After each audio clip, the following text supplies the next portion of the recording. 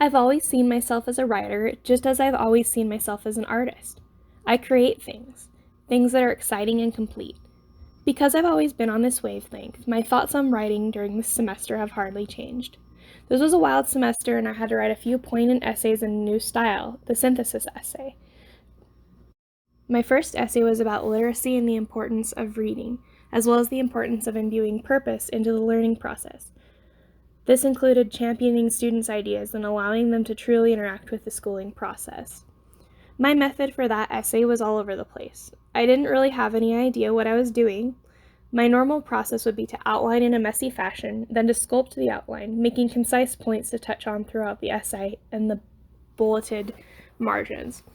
This is quite similar to my art. If I'm doing a picture I personally took, I trace over it. If I am drawing from reference and using a single source, I freehand a likeness from a service like Pixy from the Creative Commons. Technically, I could trace it, but I still want to create something that is truly my own, so I go off in my own direction, adding to what I originally saw and experienced looking at the picture. I give my take, almost my opinion on the picture, in analogy to writing. I rarely use multiple references, but I definitely know the process. With multiple references, I can create something that is new, completely new, using things I have observed from the images I used, usually skimming multiple Google image searches, sometimes one for each body part, or a few for each body part. I look at them for a couple seconds and then move on, getting ideas as I go. As I normally draw birds, this is beaks, feathers, patterns, eyes, anything unique about the bird, specifically the species, because I do different species. Here I'll look and see what the characteristics are that I need to accentuate. With my writing, if I am using my own ideas, I just go for it. If I'm using something fairly common or a single unbiased source, I usually stay more towards that single source. For example, the CDC website, or a government website detailing laws and regulations. Here I'd mainly summarize and add my own opinions or takes or information that I know.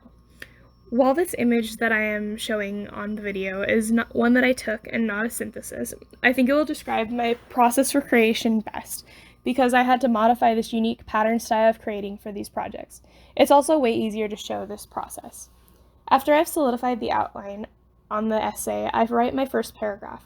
Here I usually come up with some potent ideas and sentences like, public schools' dismal performance is a specter which hangs above the American citizenry, or literacy brings peace, illuminates context, and saves society from a dismal life of ignorance and fear.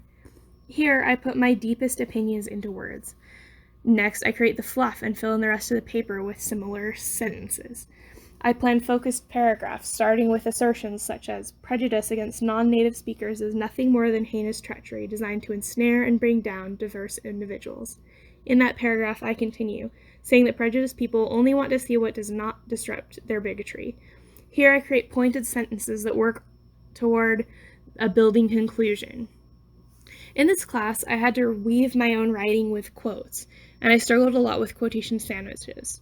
Because I use a technique so specific, plan, sculpt, write, add fluff, repeat, I had a hard time weaving in the other sources at first. By the time we got to the argument essay, I found the quotes first, then built them into my outline. This made for more seamless integration with my style. It made for a very powerful, evidence-based essays like the argument essay on bourgeoisie culture and my research paper on the education of autistic students. These are two of my best works ever, thanks to the techniques I learned in this class. I learned a lot this semester, but I'm definitely glad that it's over. I will definitely treasure the essays that I have created, as they are my art and express my realest and deepest ideas about the world, as well as represent my style of creating. They are monuments to my style. This was a great quarter. Thanks for being my teacher, Ms. Roy. Your class upgraded my writing, and I'm sincerely grateful for that. Hopefully you have a good winter break and New Year. Bye!